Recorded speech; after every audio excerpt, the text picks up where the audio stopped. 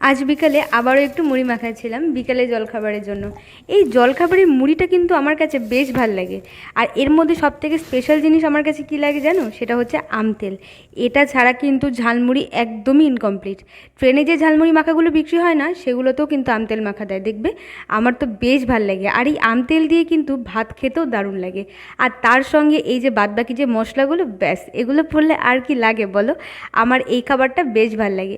আচ্ছা জানো, আজ মুড়ি মাখতে মাখতে বেশ একটা জিনিস মনে পড়লো। আমি যেভাবে মুড়ি মাখা খাই, তোমরাও কি সেভাবে খাও? কীরকমভাবে ভাবছো তো? এই যে আমি প্রথমে মুড়িটা বাটির মধ্যে নিই, আর তার সঙ্গে নিয়ে নিই একটা চকলেট। কারণ প্রথমে ঝাল ঝাল আর তারপরে একটা মিষ্টি খেতে কিন্তু আমার বেশ ভালো লাগে। তোমরা একবার ট্রাই করে দেখো, তোমাদেরও ভালো লাগবে। আর আমার চকলেটের মধ্যে সবথেকে ফেভারিট হচ্ছে এই যে কিটক্যাট। কারণ এর ভেতরে থাকে ওয়েফার, আর ওয়েফার তো আমার খুব ভালো লাগে। তো চলো, আজকের ভিডিওটা এই পর্যন্ত। দেখা হচ্ছে তোমাদের সঙ্গে আবার অন্য